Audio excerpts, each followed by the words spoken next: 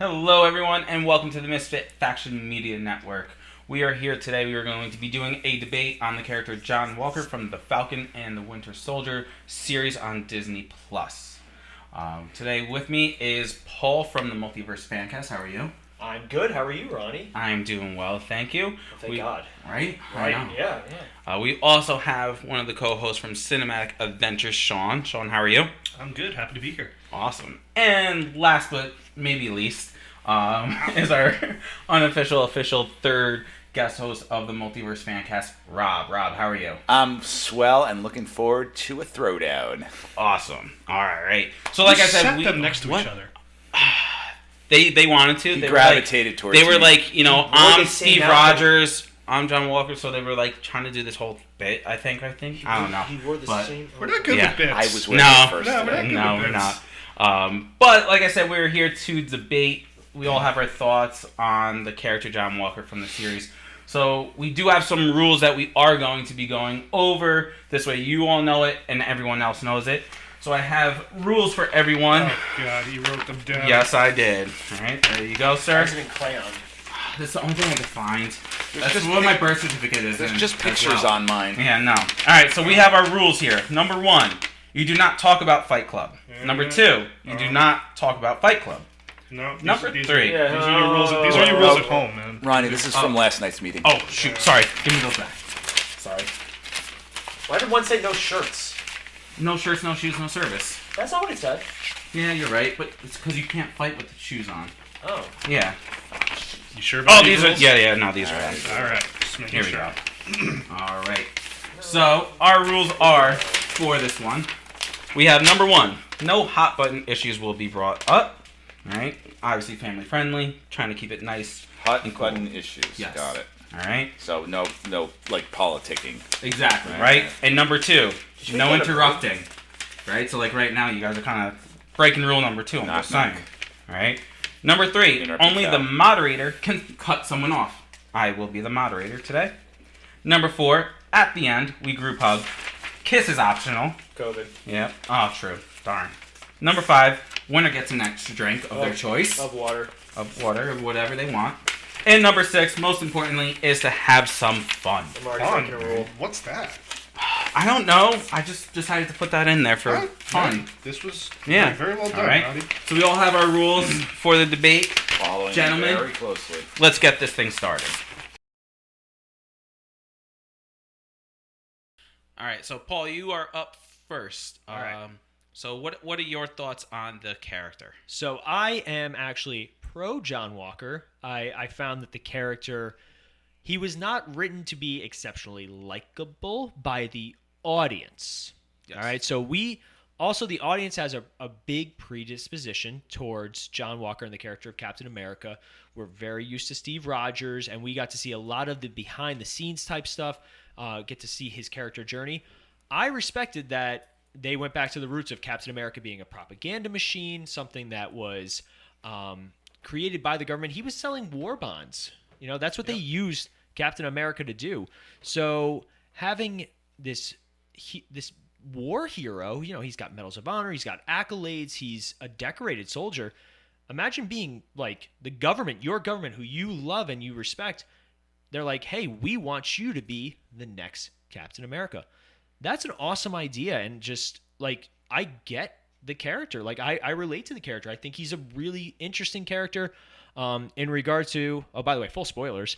In regards to the situation where he does end up killing one of the terrorists, you know, even in the next episode, Sam's the first one to say, because, you know, Sam gets it. He was a soldier also. He gets it. He's like, if you explain what happened, given your record, they'll take it into account. You know, fog of war, you know, crime of passion is the legal term. Yeah. So, and then just to see him get everything taken away from him and then still come and help in the last episode and do the right thing, I found the character very interesting.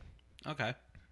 So Right. yeah, that's my That's take. all you got? You still have a couple more seconds if you want to get anything else in. I want to see more of him, and I want to see where his character goes. So I hope they bring him back for something new. All right. Awesome. Well, thank you for your thoughts. That's Good our thing there was official dead timer. air. That official timer. Yep. All right. Now we have Sean from Cinematic Adventures giving his thoughts on the character John Walker. What are some of your thoughts? Well, Ronnie, just want to say you're doing an amazing job. Thank you. You know, just wow. You're doing amazing too. Really? I haven't said anything, so you don't know what I'm doing. But I have a feeling. I'm gonna probably kind of side on the same as Paul. In watching basically all the episodes, Yeah. I felt bad for the character. This is a guy who has done so much for his country, and he's put into I don't know what the best word to describe it is, just a crazy situation to replace this hero. Mm-hmm. And obviously it's more on the propaganda side. It's more, just showing the country that Captain America is back, and he I don't think he has the same respect as Steve Rogers does, but you really do feel for the guy. And then obviously what happens in the second to last episode, where his best friend is killed in front of him. Yeah. He does what anyone else would do. Yeah. I mean, and then of course, the country is just like, you're no longer Captain America. You are stripped of everything. It's like, wow. Way to create a guy and way to just tear him down. So it was, I would have liked to have seen more, because again, 6 episodes, you can't do everything you want. So I'm interested to see if maybe they spin off his character into another show.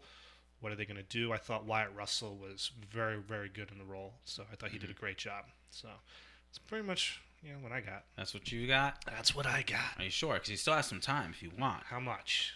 5, 4. 3. Now 2, you're done? 1. All right. I'm well, good. Thank you, Sean. All right, now we have Rob with us. So, Rob, what are your thoughts on John Walker? All right. Well, unlike my 2 co-hosts over there, I like to put things together in a logical fashion and present actual facts and fully formed thoughts. Instead Okay. of just talking off the top of their heads or out of different orifices. So here's what, and this is something I've written about before in my reviews, that Steve Rogers is what America thinks it is, whereas Walker is what America actually is. Walker is a soldier, whereas Rogers is a superhero. Rogers was chosen for who he is, because he has heart. Walker was chosen because of what he did, his military record. And one is based on character, the other is based on experience. And character reveals who we are, whereas experience reveals just what we do, not who we are, which is why Walker is such a failed Captain America. Each is also a product of the war that they fought in, Rogers for World War II and Walker for Afghanistan. They cannot fully put the full blame on the individual. Some of it is circumstantial and some of it is the time in which they came up. And, in World War II was a definite good guy, bad guy, human rights violations, clear borders. And so everyone knew where everyone else stood. Whereas with Afghanistan, it was a bit more muddled than that. And so Walker is sort of a product of the time also. There was a muddled morality to Afghanistan. No one really knew why we were there, and each man reflects where we are at, and we live in a time where the moral integrity of leaders is consistently called into question, where our national values are and morality is divided. So no one can agree with what America stands for, so we have a Captain America who stands for nothing but himself. Walker's not really concerned with that the shoes are too big, but that he's too obsessed for how he fills the shoes. His mentality is what dooms him, and as we saw in his acts, a lot of his acts are a means to an end. Rogers was never concerned with being liked, lauded, or respected. Walker's only concerned about reputation. And a true super soldier acts with logic and strategy, not emotion. Mm-hmm. So there's only 2 conclusions you can possibly have for Walker. Either he is bad or he is deeply, tragically flawed, and either conclusion reveals that he's the wrong person to take up the shield. Awesome. Thank you for your thoughts, Rob. So, now that we've heard from 3 of us, Ronnie, you've been hosting this and been kind enough to create this debate. We'd love to hear what you have to say about all this. What are your thoughts on John Walker? So the reason I decided to moderate was because I'm very neutral when it comes to the character. Because at first, I did not like him at all. I thought he was too arrogant. And again, Captain America to me is supposed to be kind of the symbol of hope, while John Walker's character really wasn't. Like, Captain America is someone you aspire to be, right? So, because, he's the good guy, right? You're supposed to be the good guy, not a good soldier, while John Walker was a good soldier. But But then obviously as the episodes went on and you saw the struggle that he was going through, especially the moment that his friend dies, then it's like, all right, now I feel for him because I know if I was in those shoes, I would be doing that, you know. The only thing I didn't agree with was him taking the serum. You know, I did not like that. I thought it would have been better off if he just would have been, you know, a human, you know, not this super strength human. But towards the end, I did start to like him as a character a little bit better. Okay. Yes. All right, Ronnie, thanks a lot for sharing that. And now we get to the rebuttals portion of the debate. Yes. All right. So now that we have all said our pieces, we have Rob and Paul to finish off our debate. They're going to kind of do a little rebuttal towards each other's points, whether they thought the other person made a good point or anything like that. So they'll kind of just go a little back and forth for a couple minutes. We'll go for to finish off. Ready? Ready. Set, Go. Who should go first, moderator? Well, I it's can open floor. I will say I concede goes your first. point that yes, he is a tool and a propaganda piece of the U.S. government. Absolutely, he is a victim of that. Both Walker and Rogers, though, were both put forth, as you know, as government tools. However, when they tried to use Rogers as a national propaganda symbol, you remember that he was never comfortable with it. He always was, you know, didn't like the SRO shows. He didn't like I think there were at points he didn't even like the outfit. He was never comfortable with it. However, Walker craved the spotlight. He would always make the moment about himself. I can still remember him running out onto the football field all excited, doing the talk shows, pointing out into the audience and saying, "Oh yeah, I hear you," and everything. Rogers always made it about others, and part of being Captain America is being selfless. All right, counterpoint to that. So in the beginning of Captain America, the First Avenger, they immediately approach him about, here's how you can serve your country. All right, and one thing I really liked about John Walker is he says a very similar line. He's like, it's been a lot of shaking hands and kissing babies and all that, and I want to do the job, right? So there's a part of his character that's very similar to Steve's. Now, Steve also watched his own Captain America movies in a theater smiling. There was a part of Steve that was like loving that attention. It was the other soldiers that didn't respect him. He did the show. It wasn't until he was actually on the front line seeing the actual war that he was like, I'm not really doing anything. So John Walker doing the football game, I get it. Yeah, I agree. You know, it's hammy. It's, you know, for the cameras. You know, he's probably got a script, unlike us, because we never use a script. But Steve did the same thing, and he did it over months. And it wasn't until, I hate to say it, wasn't until Bucky got captured that he decided he was going to go against his orders. So my main point of all this, though, is I agree with you. He's not Captain America. I am not saying that John Walker is my Captain America. Personally, spoilers, I love Sam as Captain America. It was awesome. It was epic. It's good enough that I can't wait for the Captain America 4 movie. I like the character of John Walker, though, because very rarely do we get tragic figures in Marvel. Thor was really the best example up until now of seeing those characters. Even like Star-Lord, like they made a good joke. You know, I killed my dad after he killed my mom, but no big deal. I'm going to get a Bowflex. So while I agree to a point, I also, you know, they went down the same road. Just obviously it took massive shifts. And it was because of bromance for Bucky. I would argue that your point of, yes, he was sitting in the theater and admiring it and smiling and all that is great, but I don't think it was because it was him up there. It was because he was seeing the impact that he was having on other people by being a symbol of America. And my thought is that, you know, where Rogers uses those symbols to embody that sort of can-do American spirit that brings out the best of us all, Walker hides behind the symbolism of the shield and the costume and is just America at its worst. And he uses that shield and costume to avoid discussion of what's right and wrong. It's his way or the highway, whereas Rogers continually asks those questions, as evidenced with, for example, a lot of the debates that he had with Tony Stark about, you know, the Civil War and Sokovia and those things that, you know, Rogers really wanted to do right thing, not necessarily what he thought was right. And he looked higher for his morality as to what was good for the country and for others, whereas Walker just looks good for what he does for himself. But see, I don't think that John Walker does it for himself. He thinks he's doing the right thing, and from what we've seen from any character, whether hero or villain, it makes them stronger than a lot of other characters, because at the end of the day, he thinks he's doing the right thing. And to see the carpet literally pulled out from underneath him, and to have his own country, who, I mean, imagine if same thing happened to Steve. He went on the run from the government for years, and he came back even more jaded. You know, I see the same thing happening to John Walker, and it's funny. There are a lot of parallels between the two of them, and it's just their distinct characteristics that make them so different. I also, like I said, I think that we impose so much of our own thoughts as fans. It's the same thing with the Clark Kent. No, why doesn't anybody realize he's Superman? Because we're the audience. We see it. A lot of people grew up with Steve Rogers now. He's been in, 10 years of movies. We got John Walker for 5-ish really episodes. Everything that I learned about him in the first episode made sense to me, and then seeing him the only time he lost it was when his best friend died. Like, that guy, one guy spit on him.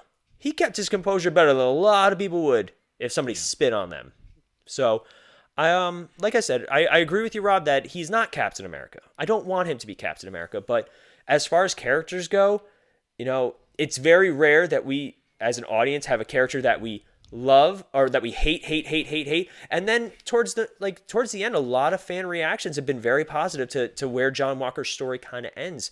And I think Sean said it too. He wants to see where this character goes, and I like dynamic characters. I like complex characters. Steve Rogers, as great of a character as he is, he's very, I don't want to say one-dimensional. He's very strong in his convictions, and his story always followed a similar. It's the American story, is what Steve Rogers embodies. That he is. I don't even think so, because pull yourself up from their bootstraps kind of story. But even he became so jaded with the government after Winter Soldier. But he still believed in what the government and America stands for. I think he more believed in what was right. There's a difference between believing in your government and believing in your country, and I think that he very much believes in his country at that time period in his life, and whether or not he believes in his guy. I think, the Winter Soldier time period where he saw S.H.I.E.L.D. fall apart, I think really jaded him towards his government.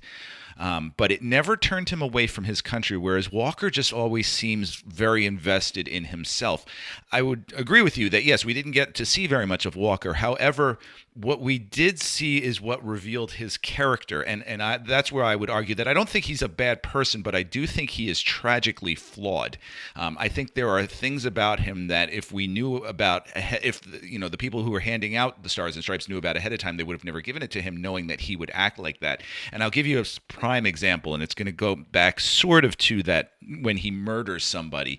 That Walker murders there's a reason why they took that scene and did it in slow motion, because you see the rage that he has when he murders.